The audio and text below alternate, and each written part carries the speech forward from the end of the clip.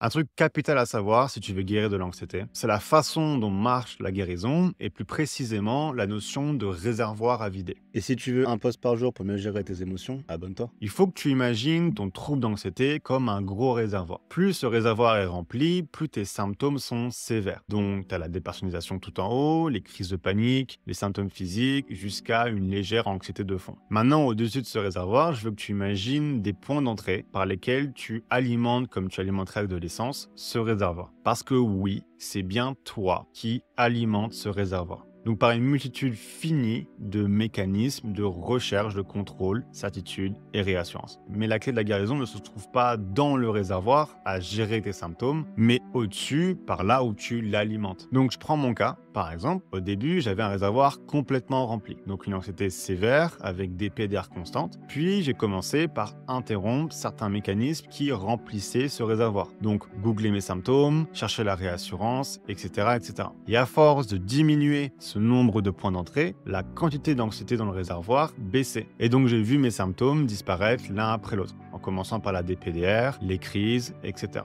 Jusqu'à ce que ce réservoir soit si peu alimenté qu'en réalité il était difficile d'encore me considérer comme une personne anxieuse. Mais il y a toujours un effet de retard entre le moment où tu coupes l'alimentation de l'anxiété et les effets que tu vas ressentir. Ça peut même parfois s'accompagner d'un contre-coup où tu vas aller un peu moins bien avant d'aller mieux. Et j'en vois trop parmi vous qui viennent avec un état d'esprit de contrôle, évidemment, à chercher un truc qui va résoudre le problème au court terme. Et puisque ça te soulage plus rapidement d'enclencher un mécanisme de contrôle, certitude ou réassurance, alors tu renonces à la stratégie long terme que je conseille et tu retournes à l'ancienne méthode qui, tu le vois bien, n'apporte aucun résultat. Donc garde bien ce principe du réservoir dans ta tête, surtout quand tu commences à vouloir changer tes réactions et que tu vois que soit l'effet n'est pas immédiat, soit que tu as même un contre-coup. Reste patience et fais confiance à ce processus qui m'a guéri moi et plein d'autres personnes.